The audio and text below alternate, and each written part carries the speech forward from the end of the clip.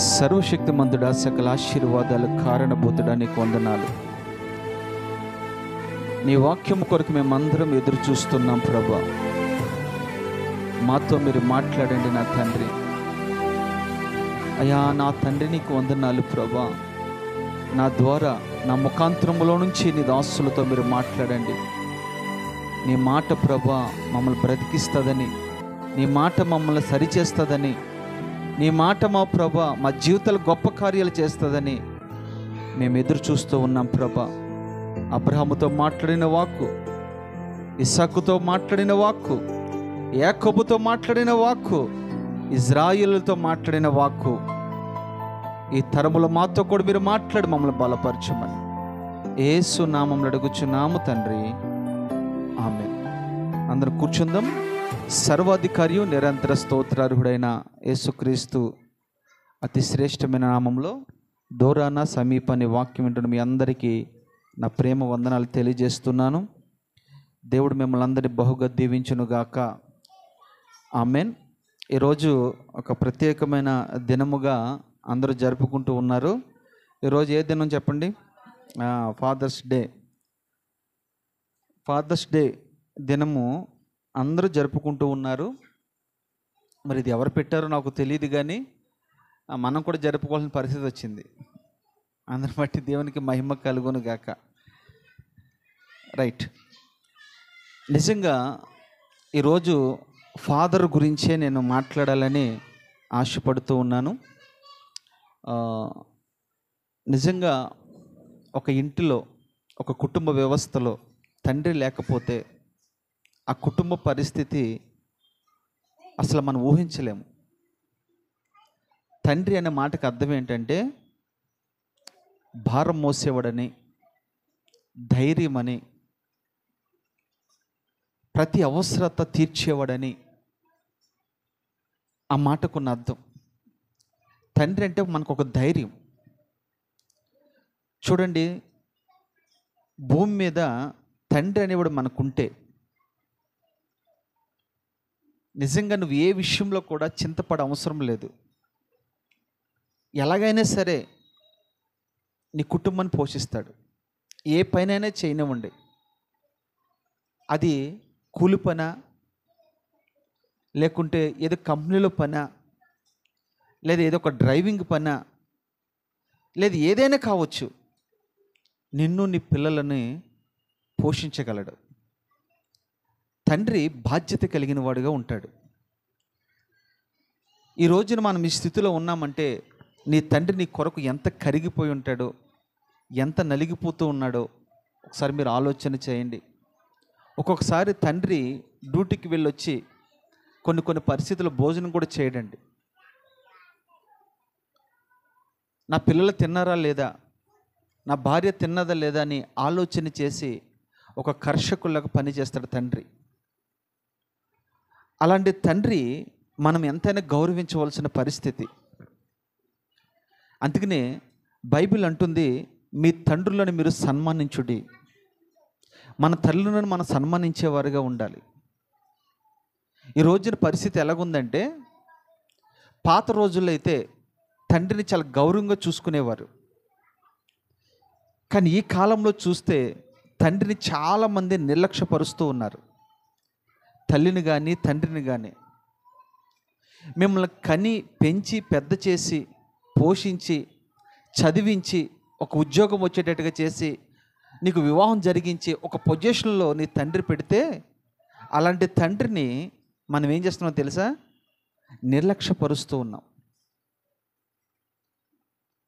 నీ తల్లిదండ్రులను మీరు సన్మానించుడి అని బైబిల్ చెప్తుంది. సన్మానించడం అంటే అర్థం ఏంటంటే, మీకు డ్యూటీలు చేసుకున్న వరకు బాగా అర్థమవుతుంది. ఒక కంపెనీలో ఒక 30 సంవత్సరాలు 40 సంవత్సరాలు లేదా 50 సంవత్సరాలు పనిచేసిన తర్వాత రిటైర్మెంట్ అయ్యే దినాల్లో ఆ దినాన్ని ఏం చేస్తారంటే, ఆ కంపెనీ యజమాని వాళ్ళు ఏం చేస్తారంటే ఒక కుర్చీ వేసి కుర్చీలో కూర్చోబెట్టి సాల్వ కప్పి ఒక పూల బొకే ఇచ్చి ఆ వ్యక్తి గురించి కొన్ని ఘనమైన మాటలు చెప్పి ఘనపరిచి ఇంటికి పంపిస్తారు. అలాగనే నీ తండ్రిని కూడా నీకు వివాహం జరిగించిన తర్వాత, నిన్ను ఒక ఇంటివాడిని చేసిన తర్వాత నీ తల్లిదండ్రులు కూడా మనం ఏం చేయాలి తెలుసా? సన్మానించేవారిగా ఉండాలి. ఎందుకంటే తన బాధ్యతలో, తన పనిలో ఎక్కడ విశ్రమించకుండా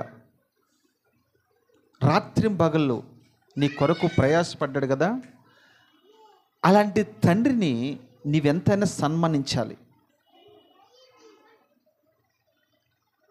చాలామంది వివాహం జరిగిన తర్వాత, అందరూ కాదండి, కొంతమంది స్త్రీల గురించి నేను విన్నాను, పొరపాటును కూడా వాళ్ళ తండ్రిని చూడనివ్వరండి, వాళ్ళ తల్లిని చూడనివ్వరండి. చాలామంది వివాహం జరిగిన తర్వాత అత్తమామల్ని పిల్లలు చూడకుండా కూడా చేస్తారు. ఒక మాట రాసుకోండి మీ గుండెల మీద, మనుషుడా ఏది విత్తుతావో అదే పంట కోస్తావు. నీ తల్లిదండ్రులు ఎంత బాగా చూసుకుంటున్నావో నీ అత్తమామలను కూడా అంతే బాగా చూసుకునేవారుగా మనం ఉండాలి. క్రైస్తవుడిగా నువ్వు పేరు పెట్టుకోవటం కాదు, క్రైస్తవుడని చెప్పుకోవటం కాదు, కానీ ఈ విలువలన్నీ కూడా నీకు తెలిసి ఉండాలి, పాటిస్తూ ఉండాలి. ఎందుకంటే ఆ తండ్రి భారం మోసేవాడుగా ఉంటున్నాడు, ఆ తండ్రి భరించేవాడుగా ఉంటున్నాడు, ఆ తండ్రి నీ కొరకు ఒక కొవ్వొత్తు వలె కరిగిపోతూ ఉంటున్నాడు. చివరికి వాళ్ళకి ఏం మిగులుతుంది అని అంటే, తన దేహంలో బలమంతా పోగొట్టుకుంటాడు, తన దేహంలో ఆరోగ్యమంతా పోగొట్టుకుంటాడు, తన దేహంలో సత్తువంతా పోగొట్టుకుంటాడు. ఎవరి కొరకు? తన పిల్లల కొరకే కదా, తన కుటుంబం కొరకే కదా. నీ కోసం కరిగిపోయి, నలిగిపోయి, అరిగిపోతున్న తండ్రికి నువ్వేమిస్తున్నావు? ఆలోచన చేయండి. చాలామందికి తల్లిదండ్రులు లేరు ఈ రోజున చాలా బాధపడుతూ ఉంటారు. అయ్యో, నా తండ్రి ఉంటే నేను బాగా చూసుకునేవాడిని కదా, నా తల్లి ఉంటే బాగా చూసుకునేవాడిని కదా అని అనుకుంటూ ఉన్నారు.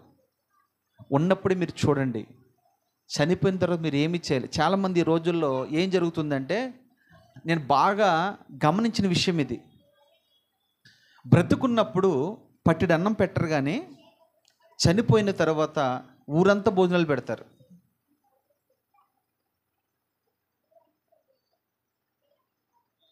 బ్రతుకుండగా గ్లాసుడు మంచినీళ్ళు ఇవ్వరు, కానీ చనిపోయిన తర్వాత ఊరంతా విందు చేస్తారు. ఇది మంచి క్రియ అంటారా? ఆలోచన చేయండి. నీ కొరకు నీ తండ్రి ఏం చేశాడో మీకు తెలుసా? మనము పెద్దవాడు అయిన తర్వాత, వివాహం అయిన తర్వాత, మనకు ఒక పొజిషన్కి వచ్చిన తర్వాత, ఇప్పుడు నీ తండ్రి ఒక చిన్న పిల్లవాళ్ళగా మార్చబడతాడు. నేను ఎలాగైతే ఎత్తుకుని, ముద్దాడి, నడిపించి ఒక ప్రయోజకుడిగా చేశాడో, అదే తండ్రి తర్వాత అతనికి ఏజ్ అయిపోయిన తర్వాత, వయసు ఉడికిపోయిన తర్వాత, బలం ఉడికిపోయిన తర్వాత ఒక చిన్న పిల్లవాడిలాగా మారిపోతాడు. అప్పుడు నువ్వేం చేయాలి తెలుసా? నిన్ను ఎలాగైతే ఓర్చుకున్నాడో, ఎలాగైతే నిన్ను భరించాడో, ఎలాగైతే నిన్ను పోషిస్తూ వచ్చాడో, ఇప్పుడు నీ తండ్రిని నువ్వు ఆ రీతిగా చూసేవాడుగా, పోషించేవాడుగా, ఓర్చుకునేవాడుగా, భరించేవాడుగా మనం ఉండాలి. ఈరోజు నాకు చూస్తే తల్లిదండ్రులు, పిల్లలు ఏం చేస్తున్నారు తెలుసు? తల్లిదండ్రుల్ని వాళ్ళ అవసరాలు తీరిపోయిన తర్వాత ఇంట్లోంచి గెంటేస్తున్నారు. ఈ రోజున మీరు రోడ్లంతా మీరు గమనిస్తే వాళ్ళే మంచి మంచి పొజిషన్లు ఉన్నవాళ్ళు. నేను ఒక సాక్ష్యం విన్నాను. ఆ సాక్ష్యం ఏంటంటే, ఒక తండ్రి బాగా బ్రతుకుతున్నాడట, మంచి పొజిషను. ఆ ఊరికి అతను సంఘ పెద్దగా ఉండేవాడట. అతనికి 6 ఎకరాల పొలం ఉండేదట, 3 కుమారులంట. అయితే ఈ పెద్ద మనిషి తరహాలో ఉండిన తర్వాత, వృద్ధాప్య దశకు వచ్చిన తర్వాత నా కొడుకులు బాగా చూస్తారని నమ్మకంతో ఒక్కొక్కరికి 2 ఎకరాల కాడికి పొలం రాసి ఇచ్చివేశాడట. తనకంటూ ఏం ఉంచుకోలేదట. చివరికి వృద్ధాప్యంకి వచ్చిన తర్వాత, కొన్నాళ్ళ తర్వాత ఏం జరిగిందంటే, ఆ 3 కొడుకులు కూడా వీళ్ళు చూడటం మానేశారట. కట్టుకున్న భార్య చెంగేసుకునేట్లా ఎవరికి కనపడకుండా తెల్లవారుతుండగా అనేక గృహాలకు దర్శించి అడుక్కునేదట ప్రక్క ఊరికి వెళ్ళి. అలా జరుగుతూ ఉండగా ఈ అవమానం తట్టుకోలేక, ఈ బాధ తట్టుకోలేక ఆ తండ్రి అకస్మాత్తుగా చనిపోయాడు. చనిపోయిన తర్వాత ఆ చనిపోయిన శవాన్ని ఆ ముగ్గురు కొడుకుళ్ళు ఎవ్వరు కూడా దగ్గర తీసుకోవట్లేదంట, వాళ్ళ ఇంటికాడ కూడా పెట్టుకోవట్లేదంట. అలాంటి సమయంలో ఆ తల్లి బోరున ఏడుస్తూ రోడ్లంట పాటు ఏడుస్తూ వస్తుంటే ఒక దైవజనుడు ఆమెకి తెలుసట. ఆ దైవజనుడు ఆమెను పరామర్శిస్తున్నాడు. ఎందుకమ్మ ఏడుస్తున్నావు, ఏమైంది, మీరు బాగా బ్రతికిన వాళ్ళు కదా, ఏమైంది మీకు అని అడిగితే ఇది పరిస్థితి చెప్పిన తర్వాత, ఇప్పుడు నా భర్త చనిపోయాడయ్యా, నా కుమారులు కానీ నా కోడలు కానీ నా మనవలు కానీ మనవ సంతానం కానీ ఒక్కరు రావట్లేదయ్యా అని అంటే ఆ దైవజనుడు హృదయం పగిలిపోయిందంట. ఆ దైవజనుడు వెంటనే, అమ్మ వాళ్ళు ఎవరు చేర్చుకోకపోతే చేర్చుకుపోయారు, నేను నా ఇంటికాడ పెట్టి నా ఇంటికాడ నుంచి సాగనంపి నేను ఘనంగా చేస్తానమ్మ కార్యక్రమం అన్నాడట. ఆ దైవజనుడు ఏం చేసినట్టే తన ఇంటికి తీసుకువెళ్ళి ఘనంగా చేసి, ఘనంగా సన్మానం చేసి, ఘనంగా సమాధి కార్యక్రమం చేసి అనేక మందికి భోజనాలు పెట్టాడంట. ఈ రోజున ఆ దైవజనుడు బ్రతికే ఉన్నాడు. గుంటూరు ప్రాంతంలో గొప్ప సేవ చేస్తున్నాడు. ఆయన పేరు నేను చెప్పను కానీ ఇంచుమించు 20,000 సంఘానికి అధినేతగా పనిచేస్తూ ఉన్నాడు.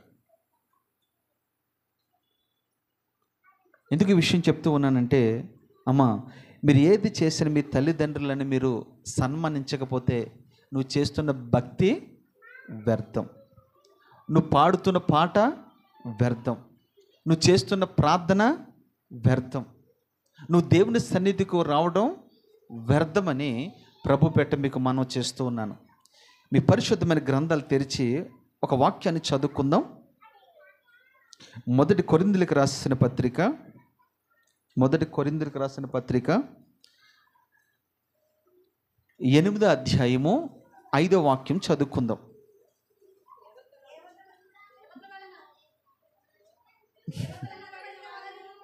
ఒక్కరు చదవండి. దేవతలు అనబడిన వారును ప్రభులు అనబడిన వారును అనేకులు ఉన్నారు.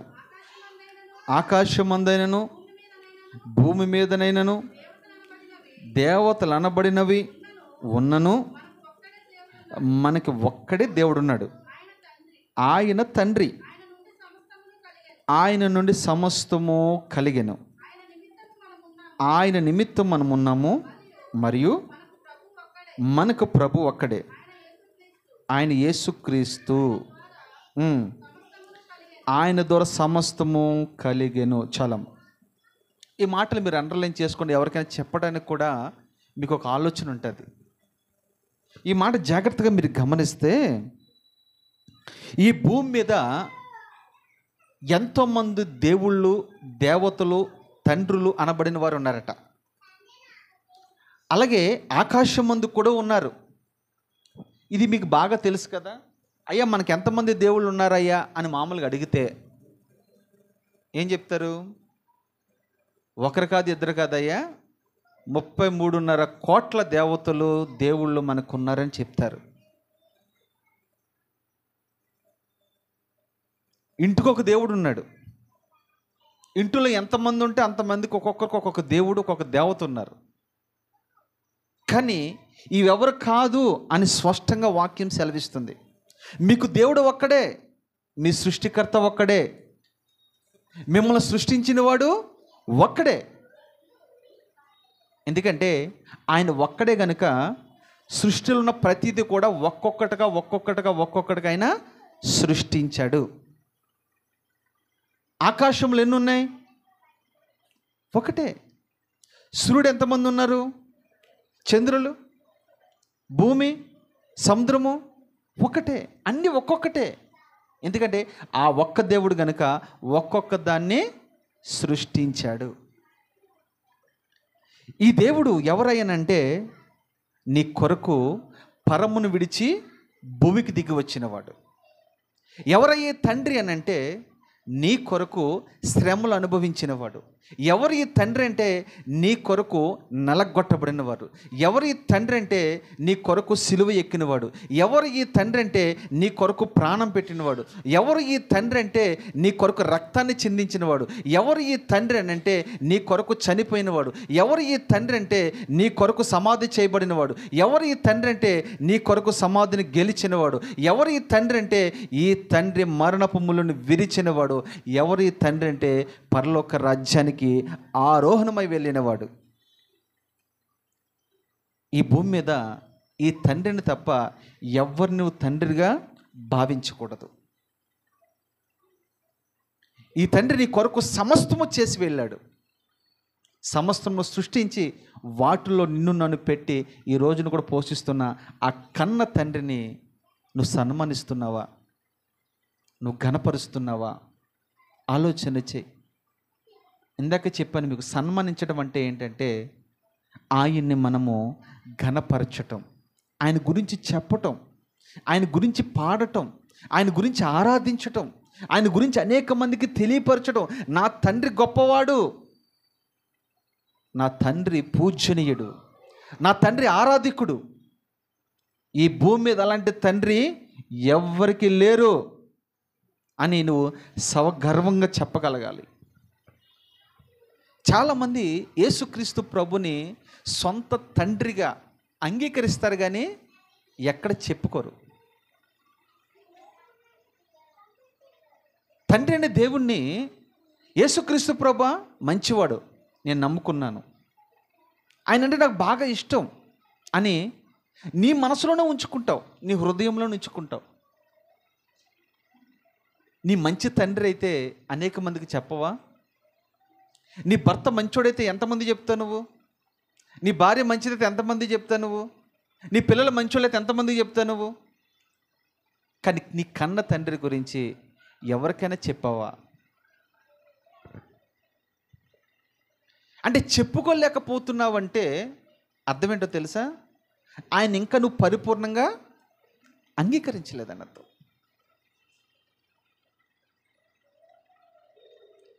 యేసుక్రీస్తు ప్రభు వారిని కన్న తండ్రిగా నువ్వు నిజంగా అంగీకరిస్తే, ఒక కూతురిగా, ఒక కొడుకుగా నీవు నేను చేయవలసింది ఏంటి తెలుసా? ఆయనను మనము ప్రకటించేవారుగా మనం ఉందుముగాక. ఆయన అనేక మందికి పరిచయం చేసేవారుగా మనం ఉందుముగాక. ఆయన గురించి అనేక మందికి మనము చెప్పేవారుగా ఉందుముగాక. చూడండి, ఈ భూమి మీద ఎంతోమంది తండ్రులు ఉన్నారట, కానీ ప్రభు అంటాడు ఎవరిని కూడా మీరు తండ్రి అని పిలవకూడదు, ఎవరిని గురువునని ఎవరిని కూడా మీరు పిలవకూడదు. గురువు అని పిలవకూడదట, తండ్రి అని పిలవకూడదు. ఎందుకని? ఆ అర్హత కలిగిన వాడు నేనే, నా మహిమను నేను ఎవరికి ఇచ్చేవాడును కాదు అని ప్రభు స్పష్టంగా మాట్లాడుతూ ఉన్నాడు. ఆయన అనుసరించిన భక్తులు బైబిల్లో చాలామంది ఉన్నారు. మంచి తండ్రులుగా పిలువబడిన వారు ఉన్నారు, చెడ్డ తండ్రులుగా పిలువబడిన వారు కూడా ఉన్నారు. అయితే మంచి తండ్రి ఏం చేస్తాడు? ఈరోజు తండ్రి గురించి చెప్పాలనుకుంటున్నాను కాబట్టి బైబిల్లో నుంచే అలాంటి తండ్రులు ఎలాగ వాళ్ళ పిల్లలు పెంచారు, ఎలా పోషించారు, వారి కొరకు ఏమేమి సంపాదించారు, ఎలాగ ఇచ్చారు అనేది ఒక్కొక్క వ్యక్తిలో నుంచి కొన్ని పాఠాలు మనం నేర్చుకుందాం. మొదటగా మీ పరిశుద్ధ గ్రంథం తెరిచి సామెతల గ్రంథము 22:6 చదవండి. సామెతల గ్రంథం, బాలుడు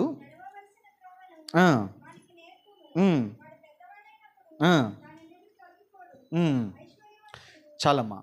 ఈ మాట మీరు గమనిస్తే ఇది వాస్తవానికి ఎక్కడ వాడుతూ ఉంటారంటే అత్తమాల మన వాళ్ళు బర్త్డే జరుపుకున్నప్పుడు పాస్టర్లు చెప్తూ ఉంటారు కదా. కానీ ఈ భూమి మీద ఒక తండ్రిగా నీ బాధ్యత ఏంటో తెలుసా? నీ పిల్లలకి నడక నేర్పించేవాడు నువ్వే ఉండాలి, నడక నేర్పించేవాడుగా ఉండాలి. అంటాడు, బాలుడు నడవవలసిన త్రోవలో వానిని నేర్పించండి లేదా నడిపించండి అని అంటున్నాడు. అంటే చూడండి, ఒక కుమారుడు నీకు పుట్టాడు అనుకోండి, ఆ కుమారుడిని ఏం చేస్తాడు? మనము తండ్రి బయటికి తీసుకొస్తాడు, తండ్రి తన చెయ్యిని పట్టుకుంటాడు, తండ్రి తనకు నడక నేర్పిస్తాడు. తండ్రే తనకి సైకిల్ నేర్పిస్తాడు, తండ్రి తనకి బైక్ నేర్పిస్తాడు, తండ్రి తనకు చదువును నేర్పిస్తాడు, తండ్రి తన పనిని నేర్పిస్తాడు, ప్రతిదీ కూడా నేర్పిస్తూ ఉంటాడు. అందుకని ఇక్కడ అంటాడు సామెతలో, బాలుడు నడవవలసిన త్రోవలో వాణ్ణి నడిపించండి లేదా నేర్పించండి అని అంటున్నాడు. ఏం నేర్పించాలి మనము? నేను లోక సంబంధమైన విషయాలు ఏమాత్రం ప్రస్తావించను, కేవలం ఆత్మ సంబంధమైన విషయాలే ప్రస్తావిస్తాను. ఇక్కడ ఈ మాటకున్న అర్థం ఏంటంటే, ఒక తండ్రిగా పరలోకపు తండ్రి గురించి నీకు పరిపూర్ణంగా ఎరిగి ఉండాలి. ఆయన గుణాతిశయములు నువ్వు తెలుసుకుని ఉండాలి. ఆ తండ్రి యొక్క గుణాన్ని గురించి నువ్వు బాగుగా ఎరిగిన వాడవైతే నీ కుమారుడికి నువ్వేం చేస్తావంటే వాటిని నేర్పిస్తావు. అరే, మనకు ఒక తండ్రి ఉన్నాడు, నేను నమ్ముకున్న యేసయ్య గొప్పవాడు, నా బ్రతుకులు ఎన్నో అద్భుత ఆశ్చర్యకార్యాలు చేశాడు, నాన్న నువ్వు కూడా ఆయన నమ్ముకురా, నువ్వు కూడా ఆయన ఆరాధించరా, నువ్వు కూడా మందిరానికి వెళ్ళరా అని మనం ప్రోత్సహించేవారుగా మనం ఉందుముగాక. బాలుడు నడవవలసిన త్రోవలో వాణ్ణి నడిపించండి. అంటే ఒక తండ్రిగా నీవు నేనేం చేయాలంటే, పిల్లల్ని మనం ఏం చేయాలంటే మందిరానికి నడిపించాలి. ఇక్కడ సండే స్కూల్ జరుగుతుందనే విషయము చాలామందికి తెలుసు. తెలుసా తెలీదా? తెలుసు. కానీ వాళ్ళ పిల్లల్ని పంపిస్తున్నారా? పంపించట్లే. ఎందుకు పంపించట్లేదంటే, నేను అనుకోవటం వాళ్ళు లెగటమే లేటుగా లేచి ఉంటారు. నిర్లక్ష్యమా కాదా? నీ పిల్లలకు నువ్వేం నేర్పిస్తున్నావు? ఒక మాట సామెత ఉంది కదా లోకంలో, మొక్కే వ్రంగనదే మ్రానే వంగున. చిన్న పిల్లల్ని చిన్నప్పుడే మనము ఎటు వంచితే అటు వంచబడతారు. అంటే నువ్వేం చేయాలంటే, ఉదయంలే లేచి పనులన్నీ చక్కబెట్టుకుని నీ కుమారుణ్ణి చక్కగా రెడీ చేసి మందిరానికి తీసుకొచ్చే బాధ్యత నీది. మందిరానికి తీసుకువెళ్ళాలి. ఈ మాటకున్న అర్థం అదే, బాలుడు నడవలసిన త్రోవలో వాణ్ణి నడిపించండి. ఏ త్రోవలో నడిపించాలి మనము? ప్రభు అంటాడు, నేనే మార్గము సత్యము జీవమునై ఉన్నాను. ఆ మార్గంలో మనం నడిపించాలి. ఏ మార్గంలో? దేవుని మార్గంలో నడిపించాలి. తల్లిదండ్రులుగా మీరు మీ పిల్లల్ని ఆధ్యాత్మికంగా పెంచాలంటే మొదట నువ్వు నేర్చుకునేవాడిగా ఉండాలి. దేవుని మందిరంలో పెరిగే అనుభవం నీకు ఉండాలి. మీకు తెలుసా, మీరు మీ పిల్లల్ని ఆ రీతిగా పెంచుతూ వస్తే వాళ్ళ భవిష్యత్తు గురించి మీరు ఎక్కడ చింతపడడం అవసరమే లేదు. ఎందుకంటే ప్రభు అన్నాడు కదా, మీ చింత యావత్తు నా మీద వేయండి. అంటే నీ పిల్లల భవిష్యత్తు నీ దేవుని మీద వేయి, ఆయనే చూసుకుంటాడు. మనము మన పిల్లల్ని మందిరానికి తీసుకొచ్చేవారుగా మనం ముందుముగాక. ఈ లోకంలో ఒకటి చెప్తాను చూడండి, నిజమైన ఐశ్వర్యవంతుడు ఎవరయ్యానంటే, దేవుని మందిరంలో తన పిల్లల్ని ఎవరైతే పెంచగలడో ఆ వ్యక్తే గొప్ప వ్యక్తి. ఇలాగా బాలుడు నడవలసిన త్రోవలో నడిపించండి, వాడు పెద్దవాడైనదో తొలగిపోడు అనే విషయం మీరు విన్నారు కదా. అలాంటి రీతిలో పెంచిన గొప్ప తండ్రి ఉన్నాడు. గొప్ప తల్లిదండ్రులు చాలామంది బైబిల్లో ఉన్నారు, కానీ నేను ఒక ఇద్దరు వ్యక్తులు మాత్రం మీకు పరిచయం చేస్తాను. ఒక ఆయన ఎవరయ్యానంటే, సమూయేలు తండ్రి ఒక ఆయన ఉన్నాడు. ఆయన పేరు ఏం పేరు చెప్పండి? ఎల్కానా. మీకు ఎగ్జామ్స్ పెడితే ఇక్కడే ఫెయిల్ అయిపోయేటట్టున్నారు మీరు. సమూయేలు తండ్రి పేరు ఏం పేరు చెప్పండి? ఎల్కానా. ఎల్కానా మంచి దైవభక్తి కలిగిన వాడు, మంచి ప్రార్థనపరుడు,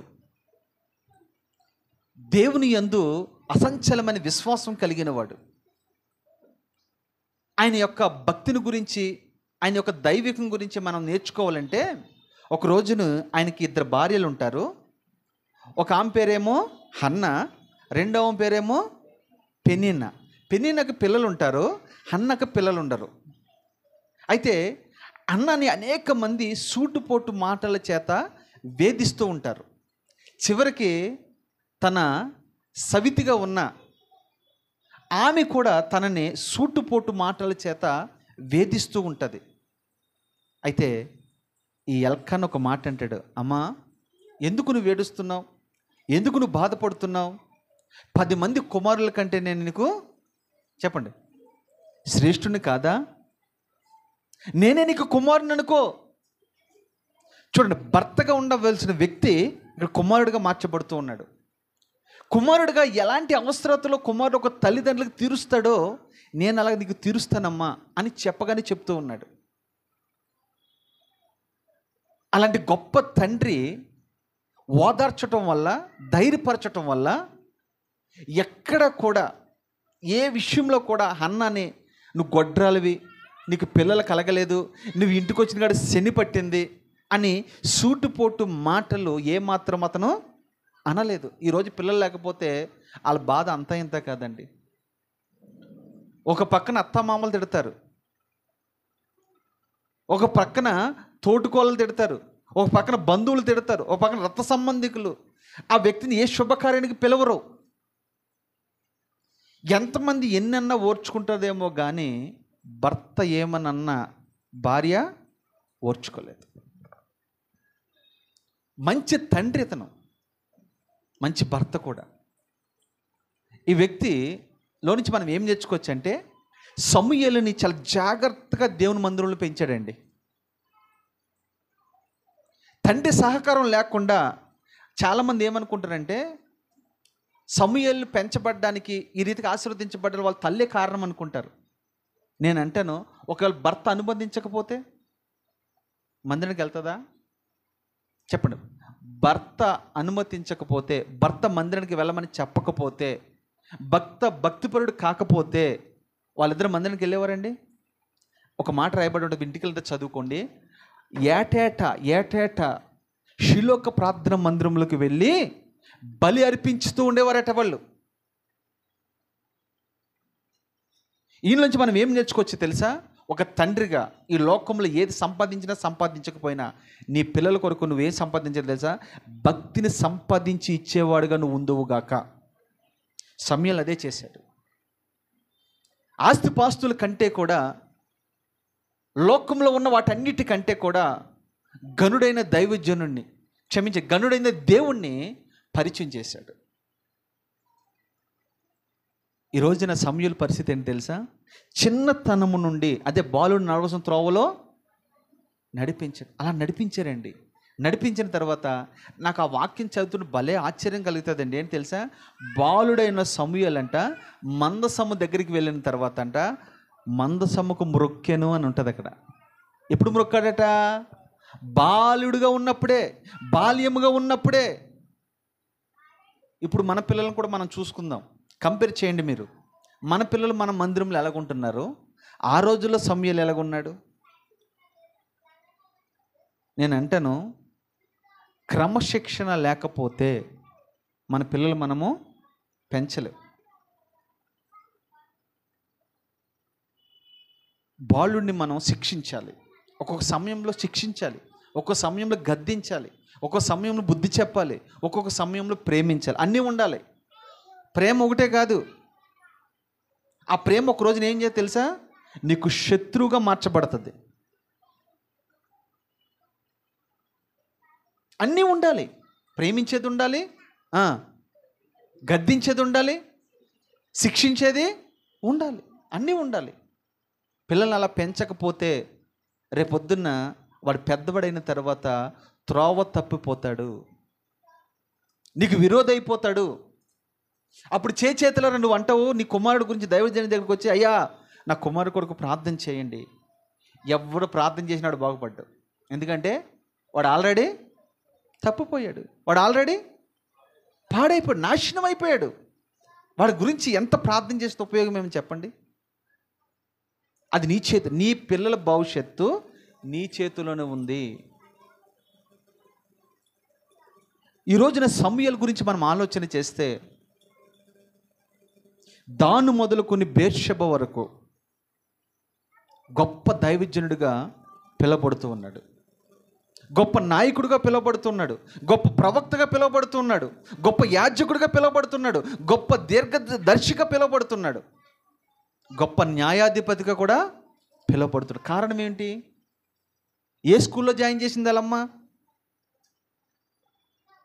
ఏ మోడల్ స్కూల్లో జాయిన్ చేసింది వాళ్ళమ్మ?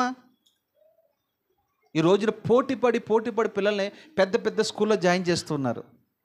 నేను అంటాను, మొదట బడి ఈ మందిరమై ఉండాలి నీ పిల్లలకి.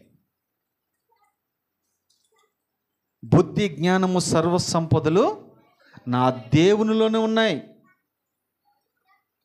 వాక్యంలో వాడు ఎదిగితే సమస్త వాటన్నిటిలో ఎదుగుతూ ఉంటాడు. చూడండి, బాలుడిని మనం ఎలా పెంచాలి అనేది మొదటి అనుభవం మీకు అర్థమైంది.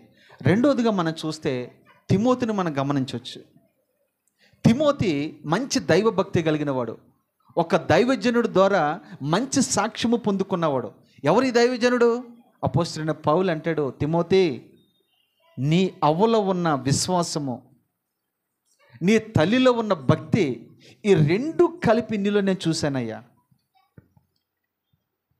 వాళ్ళ తల్లిదండ్రులు చూడండి ఎంత గొప్పగా పెంచాడు. తిమోతి నిజంగా చెప్పాలంటే ఎలాంటి మచ్చ డాగు ముడతలేని వ్యక్తి అండి. ఆ ఇద్దరు వ్యక్తులు మనం, ఒకటి సమూయేలుని మీరు గమనించవచ్చు, రెండు తిమోతిని మీరు గమనించవచ్చు. వాళ్ళిద్దరు కూడా పరిచర్యలో గొప్పగా వాడబడిన వ్యక్తులు. ఒక తండ్రి కుమారుణ్ణి నడిపించే అనుభవం కలిగి ఉండాలి. ఎక్కడికి నడిపించాలి? దైవ భక్తులను నడిపించాలి. ఎక్కడికి నడిపించాలి? మందిరానికి నడిపించాలి. ఎక్కడికి నడిపించాలి? ఆత్మ సంబంధమైన అనుభవాల్లో ఆ వ్యక్తిని నడిపించే ఒక తండ్రిగా నీవు ఉండాలని ప్రభు పెట్ట మీకు మనవి చేస్తున్నాడు. ఇది మొదటి అనుభవం. రెండవదిగా మనం చూస్తే, రెండో వ్యక్తిగా చూస్తే, అసలు ఈ వ్యక్తి అయితే చాలామందికి తెలియదు కానీ వీళ్ళ గురించి, ఒకే ఇంట్లో ముగ్గురు వ్యక్తులను దేవుడు వాడుకుంటూ ఉన్నాడు. అది ఒక అనుకూలమైన పరిస్థితి కూడా కాదు, ప్రతికూలమైన పరిస్థితి. దేశం కానీ దేశంలో ఉన్నారు వాళ్ళు, భాష కానీ భాష, ప్రాంతం కానీ ప్రాంతం. ఆ ప్రాంతంలో వాళ్ళు భయముతో వణుకుతూ ఉంటూ ఉన్నారు. అంత మాత్రమే కాదు, వారు బానిసలుగా ఉంటూ ఉన్నారు. ఆ వ్యక్తులు ఎవరైనా అంటే, ఆ ముగ్గురు వ్యక్తులు ప్రభు సేవలో ఘనంగా వాడబడ్డారు. ఈరోజు ప్రపంచం అంతా వాళ్ళ గురించి చెప్పుకుంటుంది. వాళ్ళు ఎవరయ్యానంటే చెప్పగలరు? ఎవరైనా చెప్పగలరు? ఎవరైనా షడ్రక్ మేషక్ ముగ్గురు వ్యక్తులు వాడబడ్డారా? ఏమి వింటున్నారా మీరు వాక్యం? అసలు నేనేం చెప్పాను, మీరు ఏం చెప్తున్నారు? ముగ్గురు వ్యక్తులు ప్రభు సేవలో బలంగా వాడబడ్డారు. ఒకే తండ్రికి పుట్టిన ముగ్గురు వ్యక్తులు. ఎవరో చెప్పగలరా? అబ్బా, సరే, చిన్న ప్రూఫ్ ఇస్తాను, అంటే చిన్న క్లూ ఇస్తాను. ఇద్దరు అబ్బాయిలు, ఒక అమ్మాయి. రైట్. అంటే మీకు రేపొద్దున ఎక్కడైనా మీకు ఎగ్జామ్స్ పెట్టినప్పుడు ₹1,00,000 ప్రైజ్ ఇచ్చినప్పుడు నన్ను తీసుకెళ్తారా ఏంటమ్మా మీరు? ఇలా చెప్పాలా? ఆలోచన చేయండి. సరే, బాగా చెప్పారు కదా. ఇదే ప్రశ్న మళ్ళీ మీకు వేస్తున్నానమ్మా. వాళ్ళ తల్లిదండ్రులు ఎవరు? అయ్యో, ఒక్కరికి చెప్పలేకపోతున్నారు ఏందమ్మా? సరే, ఈ ముగ్గురు పేర్లు చెప్పండి పోనీ. మోషే, అహరోను, మిరియాము. ఓకే, వీళ్ళకి తల్లిదండ్రులు ఉన్నారా లేదా? ప్రకాష్ అన్న ఉన్నారా లేదా? వాళ్ళ పేర్లు చెప్పండి. దేవుణ్ణి స్తుతించుడి. ఇది అంటే నేను అంటాను, మిమ్మల్ని దయచేసి మీరు అపార్థం చేసుకోవద్దు నన్ను. మనం ఈ విషయాలే మనం చెప్పలేకపోతున్నాం కదా. మరి యేసయ్య గురించి ఏం చెప్పగలం బయట మనం? ఒకవేళ ఎవరికైనా ఏదైనా 4 మాటలు చెప్పాలంటే మరి మీరు నేర్చుకుంటున్నారా? అందుకనే అంటాను నేను, బైబిల్ బాగా చదవండి అని, బైబిల్ బాగా అర్థం చేసుకోండి అని. రాసుకోండి. వాళ్ళ పేర్లు ఏంటో తెలుసా? అమ్రాము, ఏకెబెత్. అమ్రాము, ఏకెబెత్, వీళ్ళిద్దరు మంచి దైవభక్తి కలిగిన వాళ్ళు. ఎంత దైవభక్తి కలిగిన వారంటే, ప్రతికూల పరిస్థితుల్లో కూడా భక్తి జీవితం చేసి తన పిల్లల్ని తీర్చిదిద్దిన వాళ్ళు. అంటే పెంచే విషయంలో ఎలా పెంచాలి పిల్లల్ని అని మనం వాళ్ళ దగ్గర నేర్చుకోవచ్చు. మనం అంటాం, ఈ పట్టణంలో ఉన్నాం కదండి, భార్యాభర్తలు ఉద్యోగాలు చేసుకుంటున్నాం కదా, రోజు ఏదో పని ఉంటుంది మాకు, మా పిల్లల్ని ఎలా పట్టించుకోలేకపోతున్నాము, మేము చూసుకోలేకపోతున్నాం మీరు అంటారేమో, కానీ మీకంటే కూడా భయంకరమైన పరిస్థితిలో ఉన్నారు వాళ్ళు. కానీ వాళ్ళ పిల్లల్ని ఎలా పెంచారు చెప్పండి? మంచి దైవికంగా పెంచారు. నేను అంటాను, ఇంచుమించు 30 లక్షల మందిని విడిపించడానికి ఈ ముగ్గురిని దేవుడు బలంగా వాడుకున్నాడు. ఒక వ్యక్తి నాయకుడు, ఒక వ్యక్తి యాజకుడు, ఒక వ్యక్తి ప్రవక్తని. తల్లిదండ్రులుగా నీ పిల్లల్ని దైవికంగా నువ్వు పెంచగలిగితే నీ పిల్లలు దేవుని మందిరంలో ఏమవుతారో తెలుసా? ప్రవక్తలు అవుతారండి, యాజకులు అవుతారండి, రాజులు అవుతారండి, ప్రకటించేవారు అవుతారండి. ఇంతకన్నా గొప్ప భాగ్యం ఏమని చెప్పండి? నీ కుమారుడు, నీ కుమార్తె అనుకుందాం, ఒక ఇంజనీర్ అవుతే ఏదో ఒక వ్యక్తికే పరిమితం అవుతాడు, లేదా ఒక కుటుంబాన్ని పోషించడానికి, లేదా కొంతమందికి సహాయపడడానికి ఏదో ఉపయోగపడతాడేమో. కానీ నీ పిల్లలు దేవుని మందిరంలో ఒక మోషేలాగా మార్చబడితే, ఒక అహరోనులాగా మార్చబడితే, ఒక మిరియంలాగా మార్చబడితే ప్రపంచానికి వాళ్ళు చెప్పండి ఆశీర్వాదమా కదా? ప్రపంచంలో చూడండి, ఎవరి పిల్లలని ఎవరన్నా అడిగితే చాలామంది ఏం చెప్తారో తెలుసా? నేను ఈరోజు కూడా గొప్ప గొప్ప దైవజనులు చూసినప్పుడు వాళ్ళ తల్లిదండ్రులు నేను గణపరుస్తూ ఉంటాను. ఎందుకంటే ఎంత భక్తిగా ఉండి ఎంత ఘనంగా వాడబడుతున్నారంటే వాళ్ళ కన్న తల్లి ఎంత గొప్పది కదా, వాళ్ళు పెంచిన తండ్రి ఎంత గొప్పవాడు కదా అని నేను నిజంగా వాళ్ళని గణపరుస్తూ ఉంటాను. నీ పిల్లల్ని దేవుని మందిరంలో పెంచేవారుగా మనం ఉండాలి. మొదటి అనుభవం మీరు నేర్చుకున్నారు, దేవుని సన్నిధిలో మన పిల్లల్ని దేవుని సన్నిధికి నడిపించేవారుగా ఉండాలి. రెండో అనుభవం, పిల్లల్ని క్రమశిక్షణలో పెంచేవారుగా, దైవ భక్తిలో పెంచేవారుగా ఒక ఎవరిలాగా ఉండాలి? ఏకేబెత్తు అమ్రాము, రాసుకున్న పేరు ఏకేబెత్ అమ్రామ్. వాళ్ళిద్దరి వల్లే మనము పిల్లల్ని ఆ రీతిగా దైవికంగా పెంచి ప్రపంచ దేశాలకి ఆశీర్వాదకరంగా మనం మార్చుదుముగాక. చూడండి, ఎఫెసీయులకు రాసిన పత్రిక 6:4 చదవండి.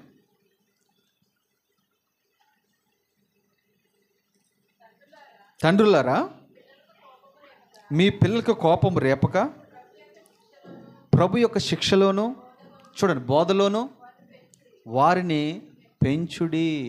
చాలు, ఇక్కడ ఏమంటున్నాడు? తల్లిదండ్రులారా మీ పిల్లలకి కోపము రేపక. అంటే కోపం రేపక అంటే ఈ మాట మీరు ఎలా అర్థం చేసుకుంటారు చెప్పండి ఒకసారి. చిన్నప్పుడు కోపం రేపుతున్నామని అలా అర్థం. ఒక స్థాయి వచ్చిన తర్వాత వాడు మన మీద కోపపడతాడట. అప్పుడు తరచుగా మన మీదకి వాడు గొడవకు వస్తూ ఉంటాడు, మన మీద తిరుగుబడుతూ ఉంటాడు, మనం కొడతాకు వస్తూ ఉంటాడు, మనం తిడతాకు వస్తూ ఉంటాడు. కారణం ఎవరు దీనికి? మనమే. బైబిల్ స్పష్టంగా అపోస్తలుడైన పౌలు అంటాడు, నీ పిల్లలకి మీ కోపం రేపక ఏమంటున్నాడు? ప్రభు యొక్క శిక్షలో. చాలు, ఇక్కడ ఏం వాడుతున్నాడు ఇక్కడ మాట? మీ శిక్షలో కాదు, ప్రభు శిక్ష. అంటే అర్థం ఏంటి? ప్రభు శిక్ష అంటే ఏంటి? శిక్షణ అని అంటాం కదా, కొన్ని బోర్డులు మనం చూస్తాం కదా. శిక్షణ, ఏ శిక్షణ? ట్రైనింగ్ శిక్షణ. ఓకే, ఏ ట్రైనింగ్ ఇవ్వాలి మనం మన పిల్లలకి? మందిరంలో ఇవ్వాలి. దేవుని మందిరంలో మన పిల్లల్ని దేవుని శిక్షలో మనం పెంచేవారుగా ఉండాలి. ఎందుకు ఈ విషయం చెప్తున్నాను తెలుసా? వాస్తవం చెప్పాలంటే మా తల్లిదండ్రులు అంత భక్తిపరులు కాదండి. అందుకని ఈ రోజు నేను దైవజనుడిగా మార్చబడ్డానంటే మా ఊరంతా ఆశ్చర్యపడుతున్నారు. ఇప్పుడు భయభక్తులు కలిగిన తల్లిదండ్రుల్లో నుంచి భయభక్తులు కలిగిన కుమారుడు వచ్చినంటే అంత గొప్ప ఆశ్చర్యపడే అవసరం ఏమి లేదు. అసలు చర్చికల్లో నుంచి గొప్ప దైవజనుడు బయటకు వచ్చాడంటే, మీరు నమ్మండి నమ్మకపోండి, ఒక్క ఆదివారం కూడా నేను ఎప్పుడు చర్చికి వెళ్ళలేదు ఆ రోజుల్లో. ఏదో పండగకి వెళ్ళివ్వండి అంతే. ఎందుకు ఈ విషయం చెప్తున్నానంటే, మన పిల్లల్ని ప్రభు శిక్షలో, చెప్పండి ఏమేమి చదవండి ఒకసారి. ప్రభు శిక్షలోను, ప్రభు యొక్క శిక్షలోను, ప్రభు యొక్క బోధలోను వారిని పెంచాలి. దేంట్లో పెంచాలి మన పిల్లల్ని? ఎక్కడ పెంచాలి? ఒకటి దేవుని మందిరంలో పెంచాలి, రెండోది ప్రభు శిక్షలో పెంచాలి, మూడోది ప్రభు బోధలో పెంచాలి. బోధ అంటే శిక్ష అంటే ఏంటి? బోధ అంటే ఏంటి? శిక్షించాలి. ఏమని? అరే నువ్వు మందిరానికి రాకపోతే ఈరోజు నీకు భోజనం పెట్టను, నువ్వు ఉదయం లేచి ప్రార్థన చేయకపోతే నీకు భోజనం పెట్టను, ఉదయంలో లేచి ఒక అధ్యాయమైన నువ్వు చదవకపోతే నీకు భోజనం పెట్టను. ఊర్లో గుడివాడ ప్రాంతంలో మా మావి గారు ఉన్నారు, మంచి దైవజనుడు. ఇండియన్ పెంతుకోస్తు వ్యవస్థలో ఈయన 3 అనుభవాలు అనుకుంటూ ఉన్నాడు, 3వ వ్యక్తి అనుకుంటా. మంచిగా వాడబడిన దైవజనుడు, ప్రపంచ దేశాల్లో వాడబడిన వ్యక్తి. వాళ్ళ కుమారులు ఇప్పుడు చెప్తూ ఉంటారు, వాళ్ళకి 90 పిల్లలు, మా మావి గారికి, మా మేనత్తకి. అందులో 4 సేవ చేస్తున్నారు ఇప్పుడు. అందులో ఒక అమ్మాయి అమెరికా ప్రాంతంలో ఉంటుంది, అక్కడ కూడా ఆమె సేవ చేస్తుంది. దేవుని చిత్తమైతే నేను ఇక్కడ పిలిచాను, ఒకవేళ దేవుని చిత్తమైతే వస్తుంది. ఫలించేటి కొమ్మ, ఓట యొద్ద ఫలించేటి కొమ్మ అని ఆదికాండంలో మనం చూస్తాం కదా. ఆయన ఓట యొద్ద ఫలించాడు. ఓట అంటే క్రీస్తు అని అర్థం, యేసయ్య అని అర్థం. అక్కడ ఫలించాడు. ఆ కొమ్మలో ఆయన ఫలించిన తర్వాత ఒక చెట్టుగా మార్చబడ్డాడు, మహావృక్షంగా మార్చబడ్డాడు. దాని రెమ్మలు తూర్పుకి, పడమటకి, ఉత్తరముకు, దక్షిణముకు వ్యాప్తి చెందిని. వాళ్ళు ఏం చెప్తారంటే, ఒక అధ్యాయము 4 లేదా 5 అధ్యాయాలు చదవకపోతే ఆయన భోజనం పెట్టేవాడు కదట. ప్రార్థన చేయకపోతే పడుకోవడానికి ఇష్టపడేవాడు కదట. మా మావి గారిని నేను బాగా చూశాను దగ్గరుండి. ఆయన్ని నేను బండి మీద ఆయా ప్రాంతాలు తీసుకెళ్తూ ఉండేవాడిని. నాకు అప్పుడు సేవ అంటే తెలియదు వాస్తవానికి. ఆయన ఏ రోజు కూడా తెల్ల బట్టలు తప్ప వేరే బట్టలు వేసేవాడు కాదు. గొప్పగా వాడబడ్డాడు. ఈరోజు వాళ్ళ పిల్లలు కూడా ఆశీర్వదించబడ్డారు. మన పిల్లల్ని దైవిక భక్తిలో పెంచండి, బోధలో పెంచండి, వాళ్ళని గద్దించండి. రాకపోతే ఊరుకోకూడదు మన పిల్లల్ని. అలా మనము ఒక తండ్రిగా నువ్వు వాళ్ళ పెంచగలిగితే వాళ్ళ భవిష్యత్తు విషయంలో నువ్వు ఏమాత్రం కూడా చెప్పండి దిగులు పడవలసిన అవసరమే లేదు. ఈ విషయంలో మనము 1 అమ్రము యోకోబెతులు మనం చూడొచ్చు. 2 మొదటిది సమూయేలు తండ్రి ఎవరు? ఎల్కానాను కూడా మనము చూడొచ్చు. 3వదిగా మనం చూస్తే ప్రార్థన చేసే తండ్రిగా కూడా మనం ఉండాలి. 1 దేవుని మార్గంలో నడిపించే తండ్రిగా ఉండాలి. 2 ప్రభు శిక్షలోను బోధలోను పెంచే తండ్రిగా ఉండాలి. 3 ప్రార్థించే తండ్రిగా కూడా మనము ఉండాలి. బైబిల్లో పిల్లల కొరకు గొప్పగా ప్రార్థన చేసిన తండ్రి ఎవరైనా ఉన్నారా? అబ్బా, ఎవరు చెప్పారమ్మా? దేవునికి స్తోత్రం. అది అలాగే వెంటనే మీరు క్యాచ్ చేస్తే నేను చాలా సంతోషపడతాను, ప్రభు ఇంకా సంతోషపడతాను. నిజమే. ప్రార్థన చేసే విషయంలో రాజీ పడిన వ్యక్తి ఎవరైనా ఉన్నారంటే యోబు మాత్రం ఒకటే. యోబు గ్రంథం చదవండి. యోబు గ్రంథం 1వ అధ్యాయము మీరు చదివితే మీకు అర్థమవుతుంది. 1 మొదటి అధ్యాయము 4 నుంచి 5. అతని కుమారులందరూ వంతుల చొప్పున అనుదినము ఒకరికొకరు తమ ఇండ్లలో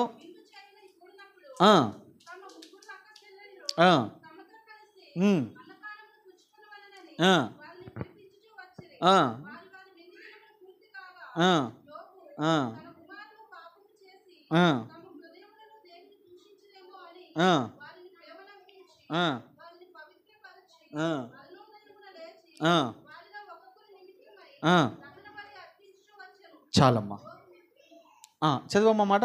యోబు నిత్యము అలాగున చేయుచు ఉండెను.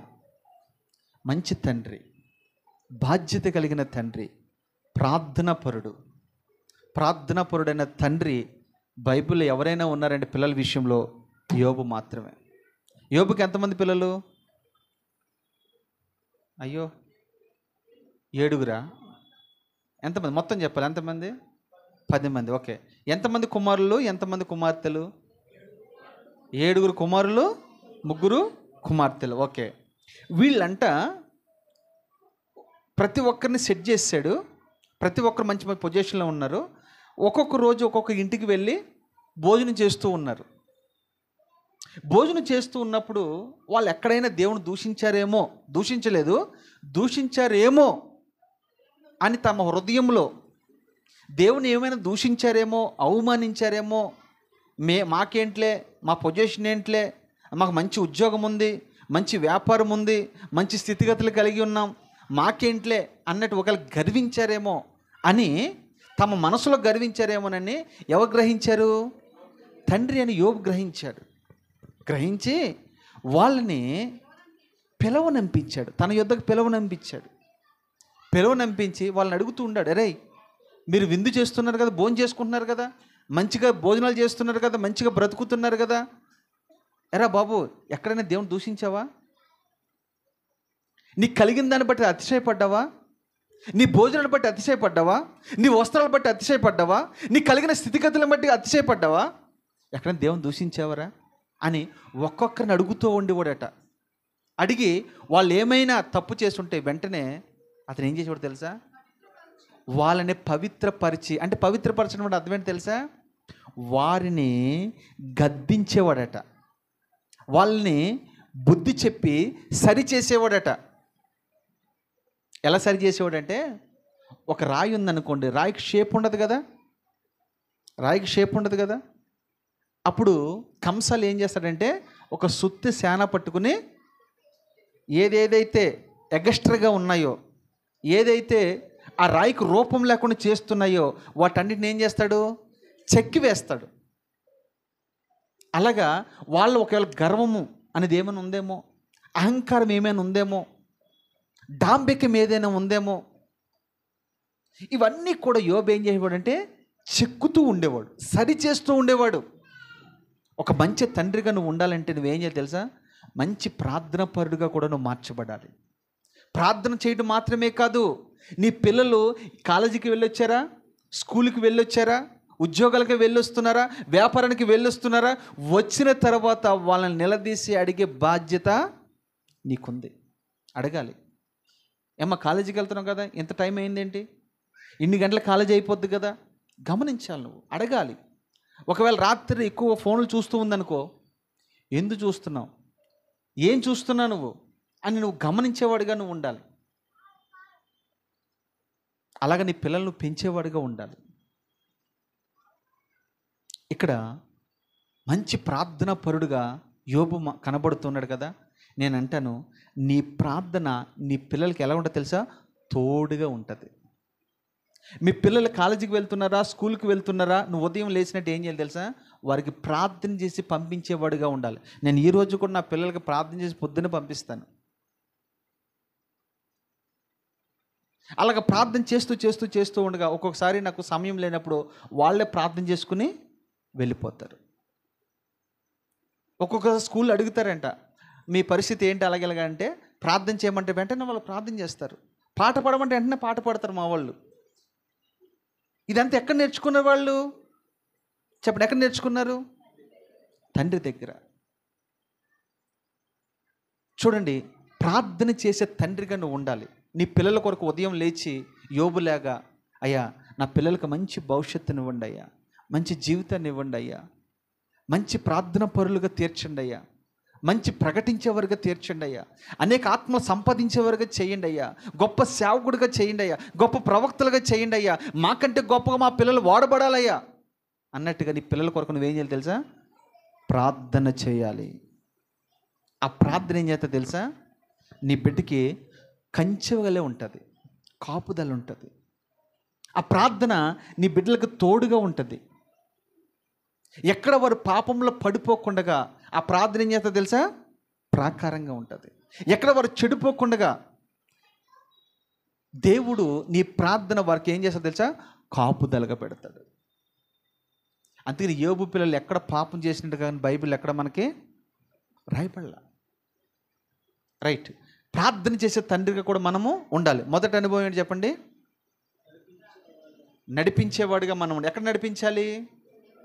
మందిరానికి నడిపించేవారుగా, వాడికి మనము నేర్పించేవారుగా ఉండాలి. ఒకటి నడిపించేవారుగా, రెండు నేర్పించేవాడు. మొదట రెండు అనుభవం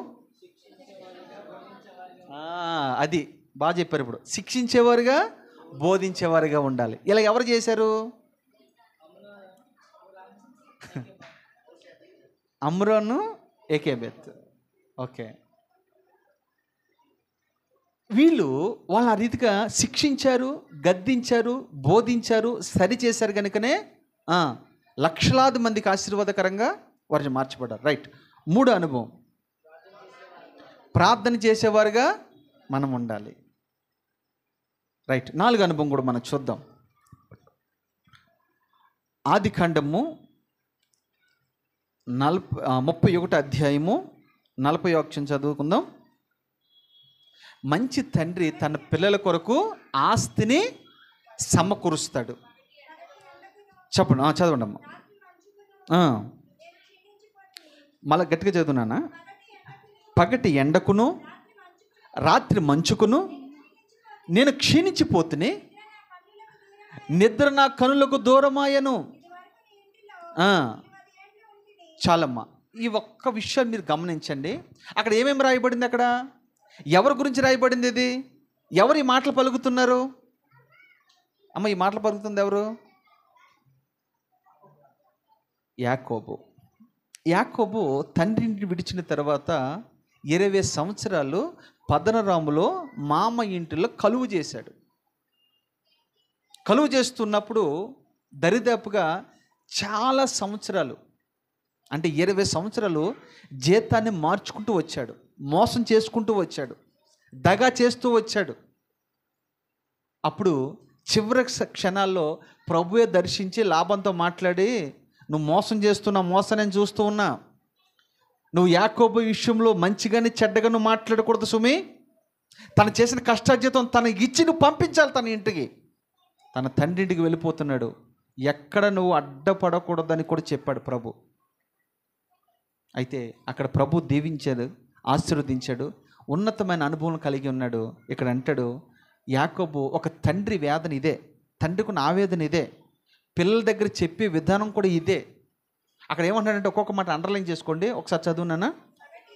పగటి ఎండకును రాత్రి మంచుకును నేను క్షీణించిపోతుని. ఈ రోజున కూడా మనం చూస్తే ప్రతి తండ్రి కూడా నీ కొరకు, నీ పిల్లల కొరకు, నీ కుటుంబం కొరకు ఆ తండ్రి పగల ఎండ దెబ్బ, రాత్రి వెన్నెల దెబ్బ,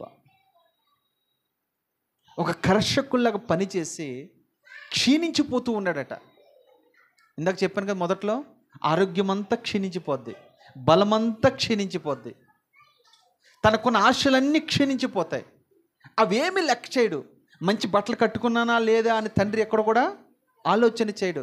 నేను మంచి బట్టలు కట్టుకున్నా కట్టుకోకపోయినా నా పిల్లలు మంచి బట్టలు కట్టుకోవాలి.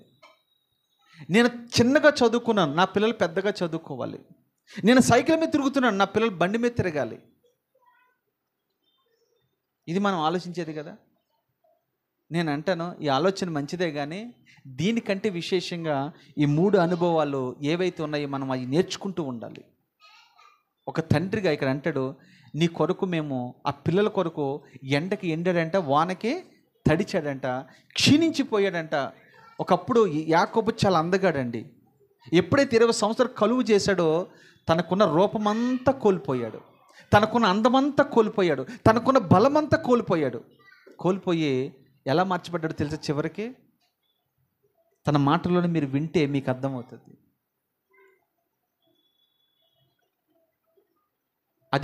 ఇదే విషయము అపోస్తలుడైన పౌలు అంటాడు, మంచి తండ్రి అంట తన పిల్లలకి ఆస్తిని సమకూరుస్తాడట. తండ్రి పిల్లలకి ఆస్తిని సమకూర్చాలి అని రాయబడి ఉంది. అలాంటి విషయంలో పిల్లలకి ఆస్తిని సమకూర్చే విషయంలో ఎవరిని మనం ఎంచుకోవచ్చు? ఇక్కడ యాకోబుని. యాకోబు మోసగాడని మనం అంటూ ఉంటాం కదా. నిజంగా చెప్పాలంటే యాకోబు ఏం మోసం చేయలేదు. యాకోబు మోసం చేసేటట్టుగా వాళ్ళ తల్లే పురుకొల్పింది. ఈ యాకోబు మంచి తండ్రి, అంటే మంచి సంపాదికుడు, మంచి పోషకుడు. అలాంటి విషయాల్లో యాకోబుని మనం తీసుకోవచ్చు. యాకోబు లేక నువ్వు నీ పిల్లల కొరకు ఆస్తిని సంపాదించేవాడుగా ఉండాలి.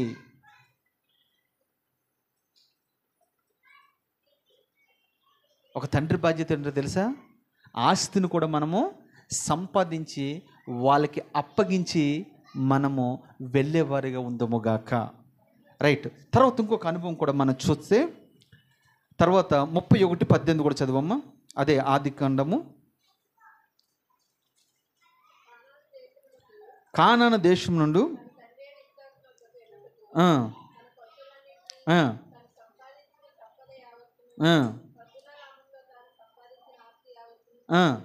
చూడండి, ఇక్కడ సంపాదించిన ఎంతను కూడా ఎక్కడ తీసుకువెళ్తున్నాడు? తండ్రి ఇంటికి తీసుకుని వెళ్తూ ఉన్నాడు. మీరు ఆలోచన చేయండి. ఇక్కడ ఆత్మీయంగా కూడా కొన్ని విషయాలు చెప్తాను, మీరు అర్థం చేసుకోండి. ఇప్పుడు ఎగ్జాంపుల్ మీకు చెప్తాను అర్థం కావడానికి. ఈ పట్టణంలో మీరు ఒక 20 సంవత్సరాల నుండి వచ్చి, ఈ 20 సంవత్సరాలు బట్టి మీరు ఏమి సంపాదించలేదు, కానీ మీ ఇంటి నిండా పిల్లలు ఉన్నారు. ఇరుగు పొరుగు వారు, బంధు రక్త సంబంధికులు ఏమంటారు చెప్పండి? ఏమంటారమ్మా? జ్ఞానం కలిగిన వాడు ఏమంటారు తెలుసా? అమ్మా, నీ పిల్లలే నీకు ఆస్తి. ఆస్తి ఆ రోజుల ఆస్తి ఏంటి తెలుసా? పిల్లలే. ఈరోజు ఆస్తి ఏంటి తెలుసా? డబ్బు. ఈ డబ్బు కొరకు పిల్లల కంటం కూడా మానేస్తున్నారు. ఈ మధ్యన చంద్రబాబు నాయుడు అంటున్నాడు అంటే విన్నాను నేను, మీరు ఎంతమంది పిల్లలు కదా అంత పిల్లల్ని కానండి. ఒక్కొక్క పిల్లవాడికి ఎంత అంట? 15,000. నీకు 15,000, నీకు 15,000. అంతేనా? తల్లికి వందనం అన్నీ ఇచ్చాడు. ఎందుకు విషయం చెప్తుంటే, పిల్లల్ని కనాలి. పిల్లలే మనకు ఆస్తి. అయితే ఈ కన్న పిల్లలను మనము ప్రభు కొరకు పెంచాలి. వీళ్ళందరినీ కూడా మన పరలోక రాజ్యానికి తీసుకువెళ్ళాలి. యాకోబు ఎక్కడి నుంచి వస్తున్నాడు? పద్నరామ అంటే లోకం అని అర్థం. ఎక్కడికి బయలుదేరి వస్తున్నాడు? తండ్రి అంటే ఇస్సాకు అంటే కానానికి వస్తున్నాడు. కానాన్ అంటే పరలోకం అని అర్థం. నువ్వు నీ పిల్లలతో కలిసి ఎక్కడికి రావాలి? నువ్వు కానానికి అంటే పరలోకానికి బయలుదేరి రావాలి. ఇప్పుడు ఆధ్యాత్మికంగా ఇది ఒక కానాను. బంజారా బయటికి వెళ్ళా, అది ఒక కానాను. ఇది ఏది? మందిరం. ఈ మందిరానికి ఎంతమంది వస్తున్నారు? భర్త వస్తే భార్య రావట్లేదు, భార్య వస్తే భర్త రావట్లేదు, భార్య భర్తలు వస్తే చూడండి. ఇక్కడ యాకోబులో మనం ఏం నేర్చుకోవచ్చు తెలుసా? ఆస్తిని సంపాదించేవాడిగా ఉన్నాడు, కుటుంబాన్ని దైవిక అనుభవంలో పెంచేవాడిగా ఉన్నాడు, కుటుంబాన్ని అంతటిని కూడా మళ్ళీ తిరిగి కానానికి పరలోకానికి నడిపించేవాడుగా మనం ఉన్నాడు. అలాంటి తండ్రిగా నీ కుటుంబానికి నీవు ఉండాలని ప్రభు పేట మీకు మనవి చేస్తూ ఉన్నాను. తర్వాత 5వ అనుభవంగా చూస్తే, 6వదిగా ఆదికాండము 25:1. ఇక్కడ మీరు గమనిస్తే, చదవమ్మా. అబ్రహాము మరలా ఒక స్త్రీని వివాహం చేసుకునేను, ఆమె పేరు కేతూరా. ఆమె అతనికి యొక్షాను, మేధాను, మిథ్యాను కనెను.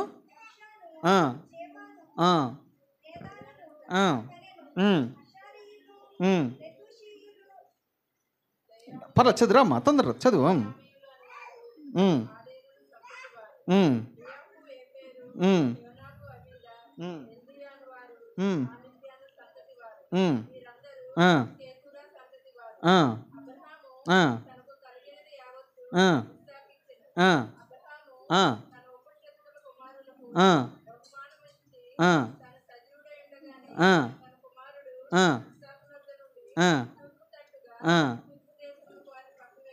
చాలు. ఈ మాటలు మీకు ఏం అర్థమైంది చెప్పండి అమ్మా, చెప్పండి. ఈ మాటలు నేను మిమ్మల్ని అడుగుతున్నా, బ్రదర్స్ కూడా చెప్పాలి. ఇప్పుడు మీరు చదువుకున్న వాక్యంలో మీకు ఏం అర్థమైంది? అబ్రహాము ఒక మంచి తండ్రిగా ఉన్నాడు కదా. ఈ అబ్రహాము ఏం చేశాడు ఇక్కడ? ఈ వాక్యం ఏం అర్థమైంది మీకు?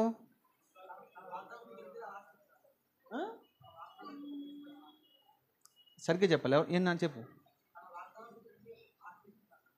ఇంకా అంతేనా?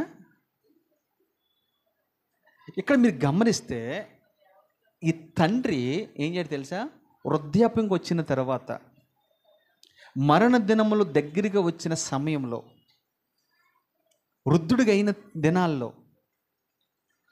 పిల్లలందరినీ పిలిచాడు. అబ్రహాంకి ఇంతకీ ఎంతమంది భార్యలు? మనకు తెలిసిన వాళ్ళు ఇద్దరే కదా. ఎవరెవరు? షారా, హాగరు, ఇంకా ఇక్కడ చదువుకున్నాం కదమ్మా, కెతూరా కూడా అబ్రహాం భార్యనే. ఈ ముగ్గురు యొక్క భార్యల పిల్లలు ఏం చేయాలి తెలుసా, వృద్ధాప్యం వచ్చిన తర్వాత దగ్గర పిలిచి వాళ్ళని ఆశీర్వదించి వాళ్ళ కొరకు ప్రార్థన చేసి ఆస్తిని ఏం చేయాలి తెలుసా, పంచిపెట్టాడు. ఎవరికి ఇవ్వాల్సింది వారికి ఇచ్చాడు. ఇది మనం నేర్చుకోవాల్సింది. ఒక తండ్రిగా ఈ రోజున కుటుంబం విడిపోవడానికి, అన్నదమ్ములు విడిపోవడానికి, అక్క చెల్లెలు విడిపోవడానికి, కుటుంబ వ్యవస్థ పాడైపోవడానికి గల కారణం ఏంటి తెలుసా? మనం ఏం చేస్తాం తెలుసా, ఆస్తిని సంపాదిస్తాం కానీ మన దగ్గరే పెట్టుకుంటాం. నిన్నే ఒక ఆమె చెప్పిందండి ఒక మాట, ఎందుకో విషయం గుర్తొచ్చింది చెప్తాను. ఆమె ఏం చేసింది తెలుసా, భర్త ఏమో మెదక్లో ఉంటాడట, ఈమెమో ఇక్కడ ఉంటుంది, ఏదో పని చేసుకుంటూ ఉంటుంది. పలుమార్లు అతనికి 3 పిల్లలు. పలుమార్లు దర్శించి వెళ్ళి, అయ్యా నువ్వు ఎలాగా త్రాగుతున్నావు కదా, ఎప్పుడు ఎలాగుంటావో తెలియదు కదా, ఉంటావో పోతావో తెలియదు కదా, మనకు 1 ఎకరం పొలం ఉంది కదా, అది కొద్దిగా రాసిచ్చే పిల్లల పేరున అని అడిగిందట. పొరపాటున రాసి ఇవ్వలేదట. ఆ వ్యక్తి నిన్న ఒక 2 రోజుల క్రితమో 1 వారం రోజుల క్రితమో చనిపోయాడు. ఇప్పుడు వాళ్ళు ఏం చేయాలి? వాళ్ళు చూడండి, మంచి తండ్రిగా మనం ఉండాలంటే నీ పిల్లల దగ్గర పిలిచి వాళ్ళకి కొన్ని మంచి విషయాలు బోధించి ఆస్తిని వాళ్ళకు బ్రతుకుండగానే పంచి ఇచ్చేవారుగా మనం ఉండాలి. ఆస్తిని పంచి ఇచ్చేవారుగా ఉండాలి. ఒకవేళ మనకు ఆస్తి లేకపోతే ఏం చేయాలి మనం? అది భక్తిని పంచి ఇచ్చేవారుగా మనం ఉండాలి. అబ్రహాం దగ్గర మనం ఏం నేర్చుకోవచ్చు తెలుసా? వృద్ధాప్య దశకు వచ్చిన తర్వాత పిల్లలందరినీ పిలిచి ఎవరికి ఏమి ఇవ్వాలి అది ఇచ్చేసి పంపించేవారుగా మనం ముందుముగాక. తర్వాత చివరిగా మనం చదువుకుందాం, చివరి మాట ఇది. ఆదికాండము 27-26. ఆదికాండము 27 అధ్యాయము.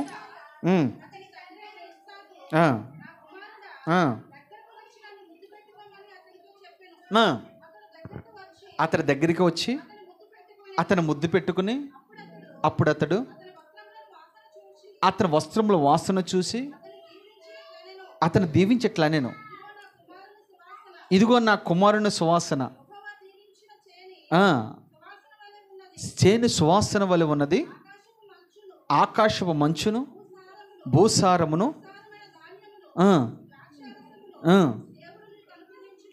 ఆమెన్. చాలమ్మా, ముగిస్తున్నాను. చూడండి, చివరిగా మనం ఏం చేయాలి తెలుసా? నీ పిల్లల్ని నువ్వు ఆశీర్వదించేవాడుగా ఉందువుగాక. అది చివరిగా నువ్వేం చేయాలి తెలుసా? నీ పిల్లల దగ్గర పెట్టుకుని వాళ్ళని ప్రతిరోజు నువ్వు ఆశీర్వదించాలి. ప్రతిరోజు నువ్వు ఆశీర్వదించాలి. చాలామంది ఆశీర్వదించడానికంటే కూడా పిల్లల్ని ఎక్కువగా శపిస్తారు, పిల్లల్ని ఎక్కువగా కోప్పడుతూ ఉంటారు, దూషిస్తూ ఉంటారు. లేదు, నీ పిల్లల్ని నువ్వేం చేయాలి తెలుసా? ఆశీర్వదించాలి. నాన్న, నువ్వు గొప్ప డాక్టర్ అవుదువుగాక, గొప్ప ఇంజనీర్ అవుదువుగాక, గొప్ప కలెక్టర్ అవుదువుగాక, గొప్ప సేవకుడు అవుదువుగాక, ప్రపంచ దేశాలు తలగించే గొప్ప వ్యక్తిగా నువ్వు మార్చబడదువుగాక అని పదే నీ నోటితో ఏదైతే నువ్వు అంటావో నీ పిల్లల జీవితంలో అదే ఖచ్చితంగా నెరవేర్చబడుతుంది. ఎందుకు ఈ విషయం నేను నమ్ముతానంటే, నేను సేవకు రాకముందు నన్ను ఇటు విశ్వాసులే కావచ్చు, అటు సేవకులే కావచ్చు, చాలామంది నన్ను ఏమన్నారంటే, అన్న నువ్వు ఒక దైవజనుడు అన్నా, నువ్వు దైవజనులు ఉన్న గుణాలన్నీ నీలో ఉన్నాయన్నా, నువ్వు గొప్పగా వాడబడతావన్నా అని అంటూ ఉండేవారు. నేను అనేవాడిని, నేను సేవకుడిని అంటే మతుందా లేదా, ఏం మాట్లాడుతున్నారు మీరు అంట నేను కొట్టివేస్తూ వచ్చేవాడిని. కానీ బైబిల్లో రాయబడిన మాట ఏంటి తెలుసా? 10 మంది నోట వచ్చిన మాట ఆయన ఏం చేస్తాడు తెలుసా? సిద్ధింపచేస్తాడట. 10 మంది నిన్ను పదే ఒక మాట అంటూ ఉన్నారంటే ఖచ్చితంగా నువ్వు అవుతావు. అది ఎవరు అనాలి? బయట వారు అనాలి, నీకు తెలియని వ్యక్తులు అనాలి, నీ ముఖ పరిచయం లేని వాళ్ళు అనాలి. నీ క్రియలను బట్టి, లేకుంటే నీ ప్రార్థన బట్టి, నీ భక్తిని బట్టి, నీ సహవాసాన్ని బట్టి, లేకపోతే నీ చేసే ఆత్మీయ అనుభవాలు బట్టి ఆ వ్యక్తులు నీతో ఖచ్చితంగా మాట్లాడతారు ఈ మాటలు. అంతేగాని మా నాన్న అన్నాడయ్యా, మా అమ్మ అంది, మా చెల్లి అంది, మా తమ్ముడు అన్నాడా, ఇది కాదు. వాళ్ళు అంటాం కాదు. ఒక మాట మిమ్మల్ని అడుగుతాను, మన కుమారుడు మనకి ఇష్టమా కదా? ఆడు చెడ్డోడని ఇష్టమా కదా? మన పిల్లవాడికి మనకు మంచోడే, అది కాదు. అక్కడ బయట వాళ్ళు మన భక్తి విషయంలో మనల్ని కొనియాడేవారిగా మనం ఉంటే ఖచ్చితంగా నువ్వు ఆ రీతిగా మార్చబడదువుగాక. నీ పిల్లల్ని ఈ రోజు నుంచి నువ్వు దగ్గర పిలిచి స్కూల్కి వెళ్తున్నప్పుడు, కాలేజీలకు వెళుతున్నప్పుడు, మందిరానికి వెళ్తున్నప్పుడు వాళ్ళని ఆశీర్వదించి నువ్వు పంపించేదానిగా ఉందవుగాక. నేను ముగిస్తున్నాను. ఒక్కొక్క అనుభవం మీరు చెప్పండి, నేను ముగించుకుందాం. మొదటి అనుభవం ఏంటి? ఎవరు నడిపించేవారు ఉండాలి? తండ్రిగా నువ్వేం చేయాలి తెలుసా? నీ పిల్లలను నడిపించేవారుగా, నేర్పించేవారుగా మనం ఉండాలి. ఓకే, శిక్షించేవారుగా. రైట్, ఈ 3 అనుభవాలు రాసుకోండి. మళ్ళా నీ పిల్లలను నువ్వు నడిపించేవాడుగా ఉండాలి, శిక్షించేవాడుగా ఉండాలి, బోధించేవాడుగా, సరిచేసేవాడుగా ఉందువుగాక. ఇది మొదటి అనుభవం. రెండోది శిక్షించేవారుగా, బోధించేవారుగా. ఎవరు? అమ్రేము, ఏకేబెత్. రైట్. మూడోది ప్రార్థించే తండ్రిగా ఉండాలి, యోబులాగా. నెక్స్ట్ 4వది పిల్లలకి ఆస్తిని పంచేవారుగా ఉండాలి. ఎవరిలాగా? యాకోబులాగా. రైట్. 5వది ఎవరు? యాకోబు. రైట్. తర్వాత 6వది భక్తిని కాదు, ఆస్తిని పంచిచ్చేవారుగా ఉండాలి. ఆస్తి లేకపోతే కనీసం భక్తినైనా మనము పంచి ఇచ్చేవారుగా ఉండాలి. ఎవరు ఈయన? అబ్రహాము. రైట్. చివరిది ఇస్సాకులాగా మనము పిల్లల్ని ఆశీర్వదించేవారుగా ఉందముగాక. ఆమెన్. ఇలాంటి 6 అనుభవాలు, దరిదాపుగా 7 అనుభవాలు ఉన్నాయి. ఈ 7 అనుభవాల్లో తండ్రులుగా మనం ఉన్నాం కనుక దేవుడు ఇట్టి కృప మనందరికి అనుగ్రహించునుగాక. ఈ మాటలు దేవుడు దీవించి ఆశీర్వదించునుగాక. అందరు కళ్ళు మూసుకుందాం, ప్రార్థన చేసుకుందాం. నాకు 7 అనుభవాలు నాకు కావాలి అనుకున్న వాళ్ళు మాత్రం